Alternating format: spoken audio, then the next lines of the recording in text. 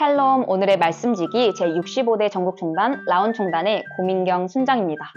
어느덧 개강한 지 2주가 되어가는데요.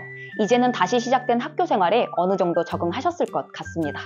그런데 여러분, 혹시 수련회나 단기 선교 등 교회 행사가 많은 방학을 지나 개강 후 바쁜 학교 생활을 지내다 보면 어느새 무뎌져 있는 신앙적 섬세함을 발견하곤 하지 않나요? 저도 전국총단 사역을 내려놓고 졸업 준비와 취업 준비를 하고 있는 지금 생각보다 많은 영역에서 주님보다 나의 생각에 의지하여 선택하려 하는 저의 모습을 발견하곤 합니다.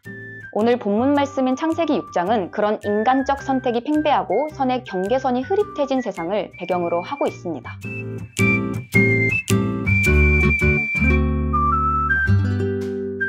오늘 본문인 창세기 6장 2절에서는 하나님의 아들들이 사람의 딸들의 아름다움을 보고 본인이 마음에 든 모든 여자를 아내로 삼았다는 이야기가 나오는데요. 이는 하나님의 아들들이 하나님의 시선이 아니라 인간의 시선으로 본인의 욕망대로 택하는 삶을 살고 있음을 보여줍니다.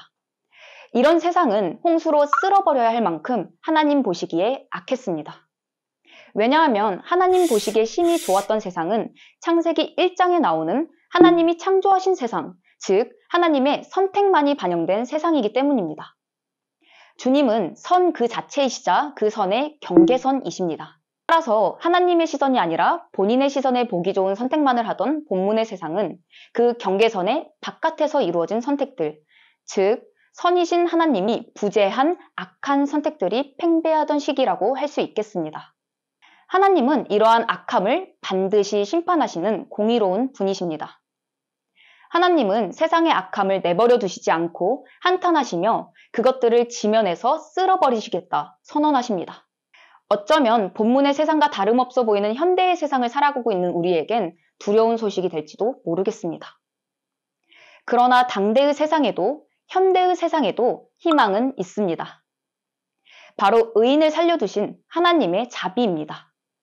하나님은 그런 악한 세상 속에서도 의인인 노아만은 살리셨습니다. 하나님의 심판은 적확하시기에 그 대상에 대하여도 뭉뚱그림이 없으십니다. 개개인의 삶을 면밀히 알고 계시는 하나님은 의인인 노아만은 예정된 홍수 속에서 보호하셨습니다. 심지어 더 나아가 노아를 통해 인간들이 이 세상을 다시 살아갈 수 있도록 길을 열어주셨습니다.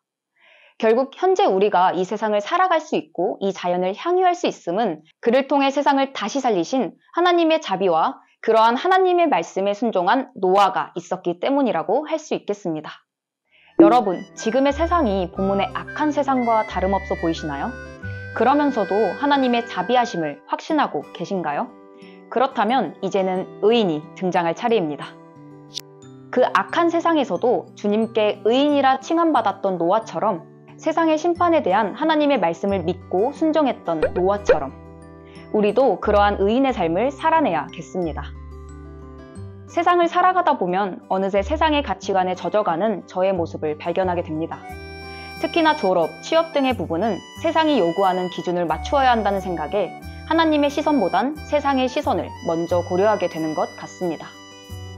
물론 뒷장에서 다시는 이같이 멸하지 않겠다 하셨지만 예수님의 재림을 기다리고 있는 우리로서는 이 세상을 노아와 같은 의인의 태도로 살아가야 할 필요가 있습니다.